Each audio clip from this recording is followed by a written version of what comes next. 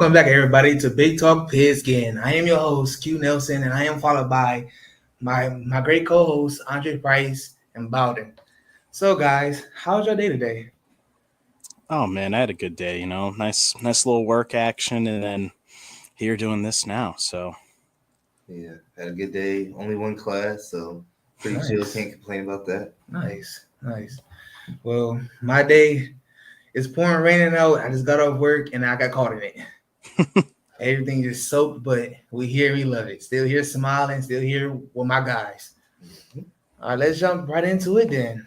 So, let's talk about Illinois and USC. Illinois has a lot to prove from last week after that most embarrassing loss to Indiana. Mhm. 63 definitely, to 10. Oh Lord, oh Lord. I was not expecting that game was gonna just be like some of a masterpiece because both of the teams was even statistically wise and stat wise. Like both of the quarterbacks did not throw no type of turnovers. The offenses was looking nice, but Indiana just came out on some big kahunas. But USC is this is gonna be another good game, and this is gonna be Illinois' real second test. And if they can bounce back from this, they gonna have a strong chance, like say just to make the playoffs in a way. Mhm. I think that I expected Indiana to win that game, not as much as they did, but I think Indiana's a top 10 team, so it doesn't really surprise me that much. But now they're playing USC, and despite the ranking, like I think USC is going to end up a lot higher in the rankings later on in the year because they are like such a dominant team. But just last week, like it was 45-31, like they were in a ball game with Michigan State, and I wouldn't put Michigan State in my top 15 or anything like that. So, Illinois, I don't really see them beating USC, but I think they might have a chance if they can take what they learned from last week and then just apply it to this week because they're going to be against another dominating team. So they got I don't know. It'll be their chance to bounce back for sure. yeah, definitely their chance to bounce back, especially hosting this game. Mhm. And it is a, noon kickoff, at least on Mhm. Eastern time, noon kickoff. So 11 a.m. there. For the USC Trojans, that's 9 a.m. for them. So are we going to see a little bit of a sluggish start here? I mean, this offense is really powerful, high Mhm. tempo. They're one of the best offenses in the country so far this year. But do they start off a little slow? Does that defense maybe not attack as hard as they have been because, oh man, it's 9 a.m. for them. This is like they're not used to being up playing this early. Like this is when they're starting their pregame routine. Yes, and I believe that's when they're gonna have the edge, honestly, because like it's hard for any team to play at that time, especially when you're in different time zones. That's hard for the body because now you have to adjust your sleep schedule, your practice schedule, and how you game plan, how you have to prepare for the game. Because Mhm. time is not on your side. Time is Definitely. not on your side, not at all. Mhm. I was gonna say because like college football players, they know like when you have that early morning workout, like you think you will be used to it and ready, but that's different than playing in a full intense game at 9 o'clock in the morning. Like yeah, you're practicing at 6, but you have like walkthroughs and stretches and like all the warm ups and stuff and like the little walkthrough periods. Like you don't get that in the game. It's full go nonstop, like a full day, and you have to start like your game like a football day doesn't just start at game time once the whistle blows. There's so There much you that go. goes in before. You're up hours and hours before. So if you play at like for them playing at 9, it's gonna feel like they've been up since 5 in the morning. Maybe it's gonna be a so that defense and that offense, special teams, everyone might come out a little sluggish and slow. Yeah, Yeah. definitely, and I think that's something we saw a lot of last year out of not just USC, but I mean UCLA, Oregon, Washington as well, adjusting to playing in the Big Ten and playing road games.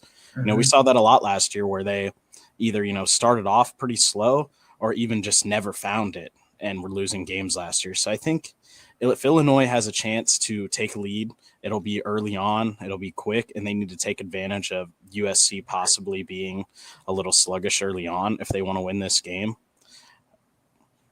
Yes, Yeah. I believe that. But at the same time, like I said earlier, Illinois has to bounce back from last week. They defense got torched, and Xavier Scott, he's the one that that's one everybody blames, but he's the weakest link in their secondary. So if they just game plan around him and target him, I see USC coming out right on top with a massive blowout win because they D line is nice. It's nasty, man. It's very, very nasty. Their defense is very nice. And if the D line can continue getting pressure on Illinois offense, Illinois finna it might just be another blowout session and they might be unranked after this. No, definitely, because Indiana's D line, their whole defense, especially that D line, was just dominating Illinois' O line, and their quarterback had no time. So that's when, if I was a coach, I'd make that a big staple, like, because you have a really good quarterback in Illinois, so you have to give him time to reach out to the weapons and make some plays. Because it seemed like their only good play came from like a miscommunication last week. Like the Indiana DBs, like maybe they didn't pass the receiver off to the safety or something like that. Was like kind of one of their only big plays. So they have to get creative, even bring in some new plays or something, like try something new. Just try something to get a new spark, get the guys excited, like to play and go again. Because right now, I wouldn't really be too excited. Like, I got to play USC after what just happened to us last week. Like, yes. Coach, how are you going to get us going now? Yes, but at the same time, this is coming from a player perspective. Mm-hmm. I'm going to take that loss as a lesson and try to bounce back even harder because now they got a chip and they shouldn't have something to prove. Because that loss is big, it is massive. 63-10, that is 53 points. Scored with 63 points, totally scored on your defense, but you lost by 50 plus, and you are supposed to be this good of a team. So that's either this about to be a staple game for them, or this game might turn into their downfall. Definitely. And But, I see USC probably coming out on top on this game. Definitely, high power offense, and their defense is really strong as well. And Illinois, I mean, they couldn't handle Indiana's offense last week. And I'm not taking away, Indiana has a very, very good offense as well, but it's not USC level offense. So if they couldn't stop that, I need to know, like, what adjustments did they make this week leading up to this game?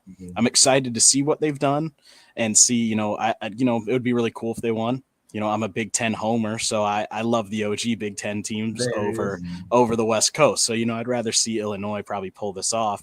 But, I just don't think that's in the cards. Yeah, I don't really see it happening either. I feel like Illinois kind of got hyped up after their win against Duke, but like Duke is not really someone to write home about. Like they're a good team for sure, but they're not like one of the top teams like you're really thinking about when it comes playoff time. Yes, I'm sorry to cut you off, but they not a championship caliber team. They're not a playoff caliber team. They are a team that is solid. That's not too good. That's not too bad. They're not mediocre either. They just a solid team. They are a disciplined team. But I can see how Illinois was, basically, I don't want to say feeling themselves, but feeling themselves after that game. Yeah. After beating a pretty solid team, and that did not carry over at all. Yeah, and I feel like the rankings, like they don't really do USC justice. I don't feel like they should be 21. I feel like they should be maybe not a lot higher, but they should definitely be in those teams somewhere, maybe like 15 or somewhere like the middle, close to that playoff right now. But I don't know, this is definitely an interesting game for Illinois. I feel like USC they're probably not as concerned as Illinois is right now. Yes. No, probably not. Yep. Even though I wouldn't be. I wouldn't be either. Even though with the time change it's gonna have an effect. USC, they've been starting off fast and high power since the season started. With this game, I feel like how you said earlier, that they might just be sluggish just to start. And that is understandable. But in the second half, USC is going to kick it in, and the second half is going to determine the game, honestly. Yeah, I don't think Illinois can keep up with USC for long. Like, even if they do take advantage of like the potential slow like first start, I don't feel like it'll be enough to keep them going throughout that game. So yeah, I definitely agree with that. I think this might be a close first half. I don't necessarily think it's going to be a blowout. I think that Illinois team can come out and play well. They just didn't last week, and I think they'll learn from that. And I think they can come out here again and play really well and keep this game close. But I just don't think they win. I believe it. I believe it. Well, now I got my pick in for this game. I got USC coming on top by probably 2 to 3 scores. I'm gonna say 3 scores. Mm. 3 scores. I can see 14, at least 14 points. He's 14. Yeah, anywhere 10 to 17, I think is where USC comes on top of. But again, I will not be surprised if Illinois keeps this game really close and is maybe only a field goal away. Yes. Yeah. Hey, it's still football. Whatever happened in them 4 quarters, anything can happen. Anything can happen. Anything can happen. And if you don't see the triple zeros, the game will never be over with. Unless you're just down 40 plus at halftime, then Well, I don't know. It's a chance for that, though. There is. We've seen it before. Yes, we have. We definitely have. Well, now let's talk about your Hawks. All right. Let's talk about Iowa. Ooh, Indiana, Iowa. Dude, I'm terrified, and I'm really excited all at the same time. Okay, then. Indiana, obviously, we've talked about them a little bit already. They were really impressive last week. They were electric. They were fast, high tempo. Like, they looked great, especially on the offense, and their defense didn't allow much from that Illinois offense, which we've praised so far this year. So that makes me a little scared. But, Iowa always has a strong offense. Strong defense, not always a strong offense. That was an accident because that's not true. Hey, Iowa always has some pretty strong tight ends, okay? They do. We always do. We are tight end you, definitely. Notre Dame's close behind, and so is Miami. But yeah, it's definitely us there for that. And Michigan has strong tight ends as well. Oh, yeah. Let's not get past that. Yeah, but everybody know y'all just a tight end you. Like, definitely. All the major tight ends in the league now, what is common? They came from Iowa. T.J. Hawkinson, Sam Laporta, George Kittle, and that just to name a few. I don't know what y'all still got Noah Fant in there. Huh? Noah Fant's still out there. He's playing for the Bengals, which I think he just got hurt. But but yeah, I think. Go ahead. I think like our defense, this Iowa defense, I mean, they can come out really strong. I think they'll have some good opportunities to stop some plays, hopefully stop some touchdowns from happening. They got their first interception of the season last week, their first takeaway in general, even no fumble recoveries yet so far this season. But I think this is a game where Indiana's going to be throwing a lot. They always throw a lot. So this is a game for our DBs to come out and, maybe get their hands on the ball, maybe score a defensive touchdown. We haven't done that yet this year, and that's something we normally do. So if the Iowa defense is playing really strong, this is going to be a closer game than most people think. And this is also a homecoming game, and Kirk Ferentz hasn't lost many of those. Okay, so this game, every game means something, but this game is going to really mean something, especially if you want to keep that tradition of not losing a homecoming, when you invite everybody out, alumni, faculty and staff, friends and family. Like this is going to be a very big game for Iowa. But I can say, if y'all come out like how y'all did last week, y'all special team was honestly on fire. The first play of the game, untouched, 100 plus yards, touchdown, kick return touchdown. Yep. That right there set the tone for the game. That right there would set the tone for any game. Definitely. And last week our defense, they kind of struggled, and that kind of scares me. They struggled against Rutgers. This is a better offense we're playing this week, but they did what they could. And the second half, they looked a lot better than the first half. I'm expecting them to look that way this week. Our offense, I think that's probably what you were going to get to here is, obviously our special teams looked really good. They always do. But our offense, they didn't look high powered, right? But they had a lot of tempo. They moved the ball really well. They scored a lot of points. So I'm excited to see our offense play in this game and see if they can keep building on last week. Because I personally believe if the offense plays like it did the entire game last week, and our defense plays the way it did the second half of last week against Rutgers, I think if that defense plays that way the entire game, I think we win this game by maybe a field goal or a touchdown. I think it's close. I was going to say, big thing, I feel you guys got to be able to control the tempo. Because Indiana, they're a real, intense, aggressive team. They keep going, nonstop. They're kind of like this. So you guys have to be able to slow them down and like speed it up when you guys want to speed it up, and not like kind of play catch up with them and you're chasing them the whole game. Just if you can control the tempo, I feel like that'll be where you guys can win by the field goal, win by a touchdown, something like that. Keep it a close game. Definitely. Yes, I agree with that. This game is gonna be a nail biter, and I believe it's gonna come down to the wire. This game gonna be a very good game. I think so as well. I really hope so. I really don't want to get dog walked like Illinois did. Yeah, really don't want that to happen. If that's happening at halftime, I'm not watching the rest of it. That's just what's gonna happen. I mean, I can't. But yeah. I don't know. I mean, I just think this is going to be close. I mean, it's at Iowa. That helps a lot. Kinnick Stadium, it is a hard place to play in. It's a hard environment to be in. This is where top-ranked teams come to die. This is where they come to lose. They come to lose that ranking and drop. We've done it. We've done it many times over the years. 2017 Ohio State.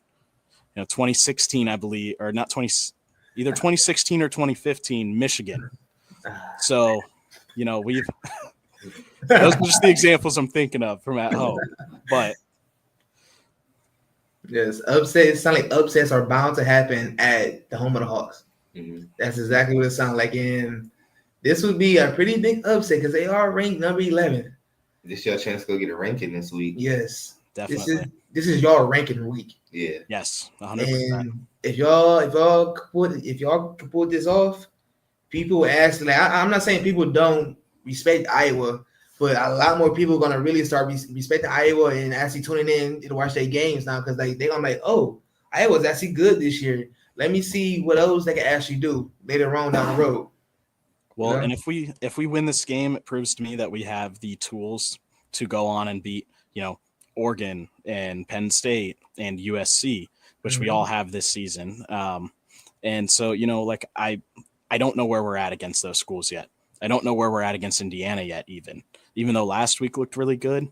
I don't know where we are against a team ranked like this. So I want to see how we play in this game. If we win this game and shows that we have the tools to beat those other teams, this could be a playoff team, maybe. I mean, I think it's a possibility with our team this season, but we won't know till we get there. Yes, I agree with that. I agree. But your defense have to lock it back in and stay strong because defense win championships and offense just scored. But if your defense is lackluster, it's gonna be a harder fall game. That means you got to rely on your offense. And honestly, no football team wanna really do that. Especially not us. Yeah. Especially not Iowa. Yeah, because the pressure on your offense. I've seen those games before. It's not good. If I have to. It's not good. I mean, last week, the first half, we kind of had to rely on the offense, and they looked well, but usually based on the past, not a very good sight when we have to rely on the offense to win the game. Which I have some faith in your offense because your offense honestly has not been looking bad so far this season. I mean, it was a rocky start last week, but if you play it game by game, everybody's going to have a slow starting game. Everybody's going to have a bad game. It's football. Things happen. But if y'all come out and show the identity that y'all made within the first 3 weeks, honestly, this game is going to be pretty good. But it's going to be up to Indiana defense to actually stop your offense. Their defense are nice. It is nice because their defense only giving up probably 17.5 points per game. And that's pretty good. But your offense is somewhat high-powered, and I believe that y'all could outpace them in a way, especially on their defensive side. Yeah, I agree. Yes. I agree. I think we're evenly matched teams in a way. I think our offense matches up with their defense really well. And I think the other way as well, like their offense matches up with our defense really well. Like it's, it goes both ways. But, I think that plays a lot into it. And, hopefully the Hawks can score some points. Hopefully they can win this game. If they allow more than 30 points, I said this earlier this week to somebody I was just talking to. If we allow more than 30 points in this game, we lose. There's no way we win if we allow more than 30. Yes. And if this game's 28-35, we win this game. Okay. If we have 35, if we only allow Yes. 20. Right, obviously. But I'm saying, if we're sitting at a point in the game where it's like, okay, it's 24-31, Iowa has the ball, there's 7 minutes left in the game, we're not winning. Mhm. It won't happen. Okay. Now my pick. We've been saying it the whole time. It's gonna be it's gonna be a one-score game. That is what I'm foreseeing. I could be wrong, but I can see this a one-score game in Iowa favor. I got Indiana. I got the number 11 team taking it. Sorry. I don't blame you. I'm gonna take Iowa. I believe in us. We're at home. It's homecoming. So I got faith that we're gonna win this game. I'm thinking it's probably going to be somewhere around like 21-24 or 24-27. Okay. See, I like that. Now let's jump to the number one team, Ohio State. The Ohio State Buckeyes are nasty. Y'all playing Washington. I'm happy we back. I'm happy our voice is back on the field, get things rolling again. Mm-hmm. If you want to see, the best team be the best team, go ahead and tune in this week. Ohio State's definitely gonna get it done once again. Get ready. What did I make us 4-0 after this week? Mm-hmm. Sorry, Washington and Washington fans. You guys might as well get ready for next week because this week is a done deal for y'all. I love the confidence.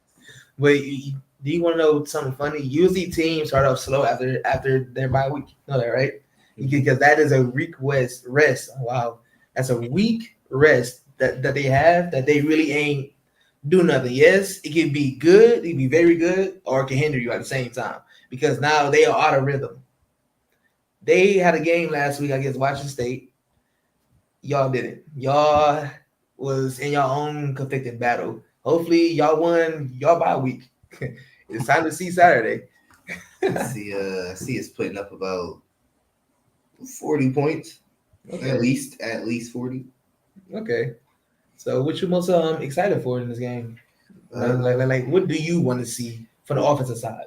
From the offensive side, what I want to see. Yes. I want to see Jeremiah Smith have like a staple game. Mm-hmm. And then I want to see like who is our number 2 on offense, because like everybody knows Jeremiah Smith is like the guy on offense, but I want to see like who else can do it, because I know like Carnell Tate, like he sprinkles in here and there, and I don't think that's his fault. I think that's just how they scheme him in. Mm-hmm. But I just want to see like who can take the show and get it done, because later on in the year when we got to see like the Penn States and Oregons and all those like the real teams. And then them other dudes up north, we gotta play like those teams. I want to like know like who else can we trust and rely on. So that's kind of what I think of this game at, because they're not a bad team. It's not a Grambling State week at all, but this is definitely like, you feel me, a team we should dominate and beat. And I think Carnell Tate should be that next guy for you guys to rely on. Yeah, I definitely agree. I don't think that the offense has gotten him involved enough. I mean, obviously, I think in the Texas game, he was involved a lot in a really good way. I think he's your next guy up on that list. Jeremiah Smith is great. Mm-hmm. He's awesome. Carnell Tate, he's maybe half a step below him in my eyes. I think he's almost as good, just a little bit different of a receiver. Yeah. And, I will also say Husky Stadium at UW, it's a hard place to play. Mm-hmm. It is. You're on the road, you're thousands and thousands of miles away from home, but I don't think that really stops Ohio State from scoring a lot of points and getting it done at the end of the day. And their defense is really good. I just don't think Washington will be able to compete with them very well, but I don't think it'll be, Washington not scoring at all, just maybe not a lot. Yeah, I could see them. I could foresee them scoring 17 points in garbage time. Let's be honest, because they'll score early. Yeah. That first half, I mean, they'll have a touchdown, maybe 10 points in the first half. It's maybe 17 in total, sure, but not all like at the end in garbage time. Yeah, you're right. That was on me. I was really underplaying them because they're at home, and you know what? I could be completely wrong. Mm-hmm. No, I don't really think I don't think where they play really matters, because like we go up north every year. We go to Penn State. Like we're the horseshoe. So like kind of where we play doesn't really matter as much. Like we can get it done wherever. It just comes out to like how bad they really want it. Like, are you gonna be dominant against Washington? Like that's what I want to see. Like I don't want to see like, oh, they triple team Jeremiah Smith and then now Carnell Tate is like, now I'm gonna show up today, or now we're gonna start throwing him the ball. And it's like in the past, like last year, we had like Quinshawn Judkins, Trayvon Henderson, and Jeremiah Smith. So it's like you can't focus on stopping the pass game because you have the run game you got to worry about now. Like and not Peoples, or I can't remember his name, but he's definitely a good running back, but he's not Donaldson. like, yeah, he's not what we had in the past. So it's like I'm ready for someone to kind of break out this week and make a name for themselves. And you're right. He's a different running back, but different style of running back that is than what you guys normally have. Normally, you guys have like a power back and and a sprint back, your speed back. And he's kind of a mix of both. He can be fast when he needs to, but he's not going to be the fastest guy out there. And he can be powerful as well, but he's not going to be a brick wall running through people. I mean, that's just not what he is. He's kind of a mix. I really like him personally. I also like Bo Jackson, who you guys have, the second guy in that room. But I definitely think your guys' focus is a lot more on the receiving core. Like it always is, but even more so this year than usual. That's understandable. Well, I got my pick in. It's Ohio State. Bucks by a million. I mean, honestly. Yeah, that's close. That's a no-brainer. But if Washington somehow pull off the upset, I'm not letting you live this down. I'm about to say I might have to go burn my Ohio State stuff. That might be too much. If you were going to do that, you would have done that after the fourth Michigan loss in a row. I had to get that in. Ever since I've been in college, Michigan won. That's all I got to say. This is my fifth year. This is probably 5 years in a row right here. Just get ready for this year. Things will be different.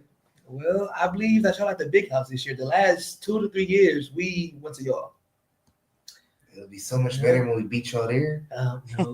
Welcome home, Michigan Wolverines. Welcome home. We about to keep this W. You're about to cry navy blue and yellow. Give me some nasty tears.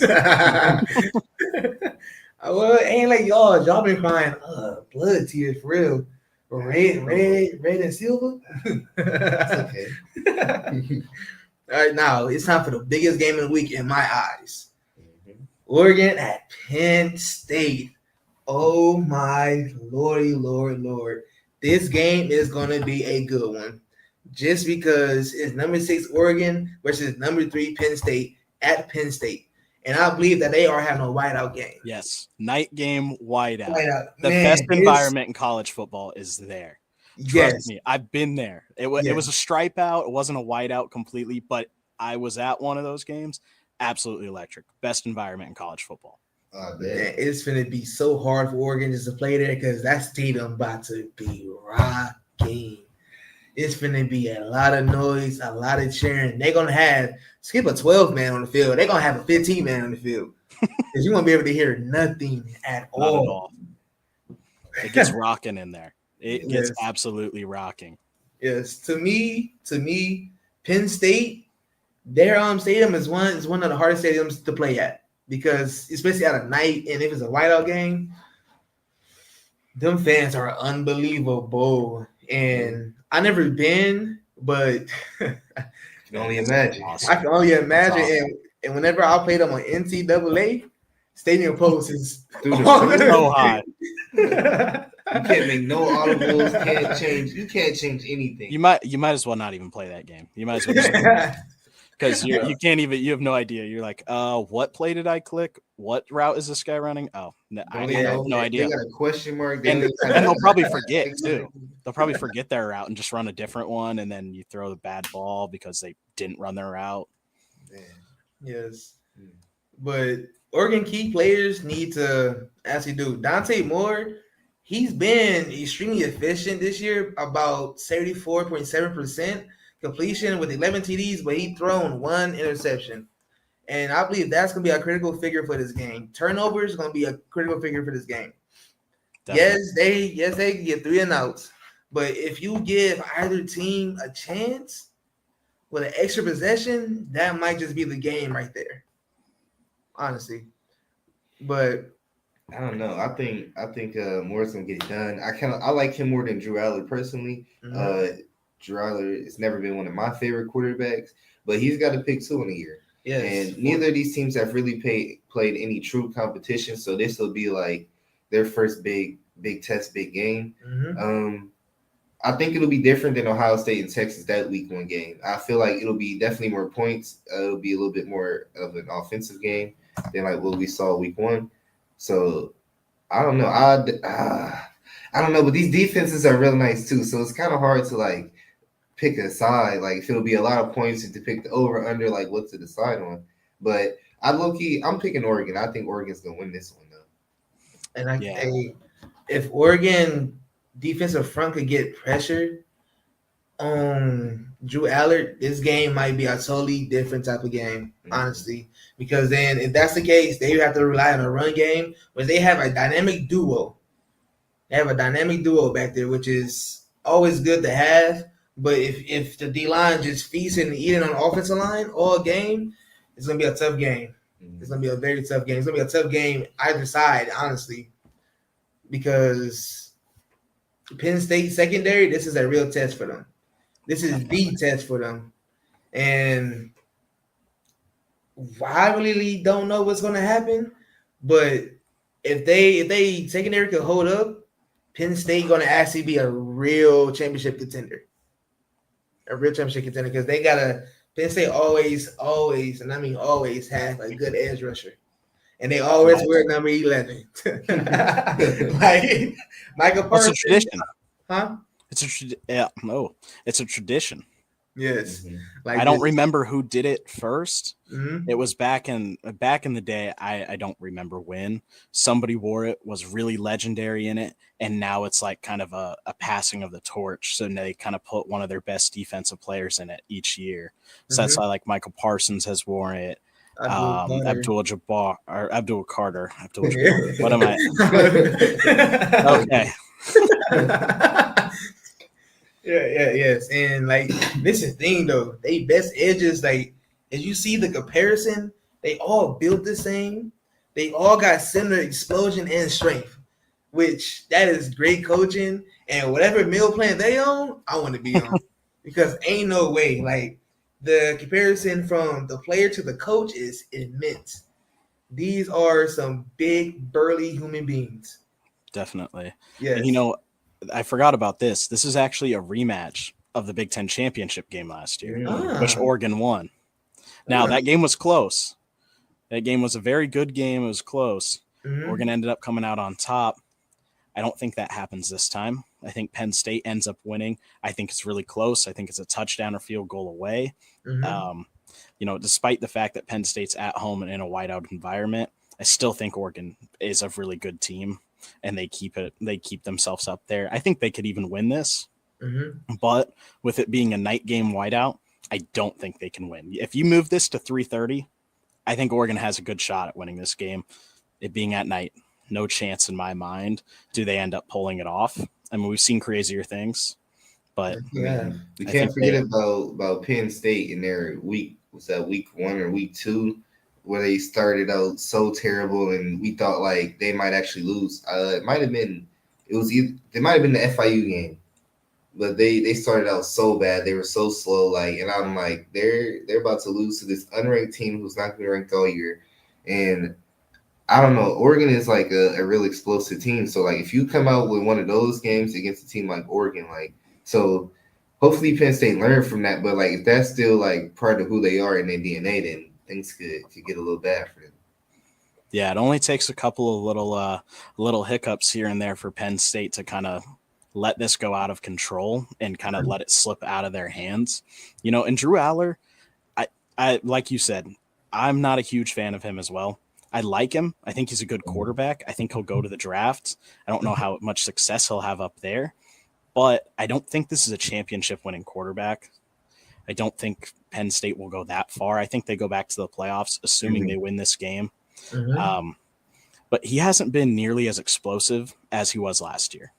His plays, he's been a very steady playmaker this year, but I haven't looked at anything this year and been like, oh, wow, yeah, that's Drew Aller. Versus last year, it was like, oh, my God, Drew Aller, that guy's good. He's really good, but he's not doing that this year. And I think that is, kind of scary as a Penn State fan walking into this game, and going, is he going to finally show up this year and be explosive like we expected? Or is he just kind of going to be a run-of-the-mill quarterback who can get it done and fits the system? Yeah, I think he's just kind of a system guy. Yeah, But they got a good system, so it's working. yeah. They've been ranked for the last couple of years with him, so it's time for him to actually leave his mark and show people why he should honestly be drafted and why his draft stock should actually go up. Because this game is a test for both teams. So this game should have been the big noon game. Honestly. Well, is it not game day? I don't know. Is it game day? Because obviously it's not going to be noon because it's at night. 7:30. But it's a 7:30 game. Let me see. Is this game day? Because I thought, it definitely is. Okay. It is. Yeah. Okay. I thought it was. I just wanted to double check. Yeah, this is game day, and rightfully so. This should be game day. Yeah, because this game is too big just to pass on. This is the best game of the week. Yes, this game is a must watch. And if nobody is doing anything, because I actually know, because we are working with the high school game tomorrow, I'm gonna have this game pulled up while we there, because I'm not missing this game. Plus, since my Wolverines is not playing, I'm gonna watch it, but I'm going for Penn State. I just always like Penn State. I don't know why. Like ever since we played them, I forgot what year this was when we played them. In our very first snap, we had to call a timeout because nobody can hear anything. I'm like, Penn State Stadium when they white out, they are like that. They are like that, and it just I don't know. I just feel like a lot of joy and energy whenever I just see them play on the whiteout. But my pick, I'm going with Penn State. That's a hostile environment. That's a very tough environment just to win in for the opposing team. I'm going with Oregon. Thinking them Ducks gonna pull it out. I'm gonna go with Penn State as well, but I think it's close. Yes, two touchdowns at most. Realistically, probably a 3-point to 7-point game. Yeah, a one-score game. Mm-hmm. A one-score game. Shoot. Or one score, yeah. Maybe it's a point off. But yeah, one score for sure. Mm-hmm. Like, I can honestly see this game either coming down to the wire or going to overtime. Yeah. I would not be surprised if this goes into overtime. I wouldn't be either. And this is almost the game of the year. It could be. It could end up being the game of the year. Definitely. Mm-hmm. It's very electrifying, very exciting because both teams are good. Both teams really, really haven't played nobody in the last 3 to 4 weeks. So this is going to be a real test. This is about to be a lovely test. And this game is going to be great for everybody who just loves football. 100%. Yes. So the playoff rule change, is that going on? So the committee met about it, and the board or whoever exactly is all on those meetings, and they decided for now they like 12 teams. They want to stick with it. They're not looking at expanding as of right now or in necessarily next couple of years. I personally am a fan of this. I like the smaller amount. I think 12 is perfect. I was actually more of a fan of hoping they'd go to like 8 teams. But I like 12. I think it's a good spot. You give your 4 byes. I think 16 might just be a little too much for now. Like let's get these teams competitive and in, because I honestly, as an Iowa fan, if there were 16 teams in the playoffs, I know I'd see them there in the near future. 12, not 100% sure on that. Yes. So and that just is like I want to be good. I think the teams who are going to the playoffs need to be better and need to be clearly the top and above. So I think 12 is perfect. I think they're making a good decision doing this. I also believe that the Big Ten and the SEC conferences probably a little upset because they're kind of in the driver's seat when it comes to all this. They're the top and above the best 2 conferences in football. And, they've been trying to bid for, we automatically get 3 teams in the playoffs when it jumps to 16, or automatically get 4 when it goes to 16. And, obviously, again, they're the best teams or best conferences in the country, but we can't just give them 4 spots just because, like, automatic bids. Like, then what's the point of playing the Big Ten championship game? In my eyes. Exactly. And I feel like that's why they moved away from the top 4 or whatever it was before.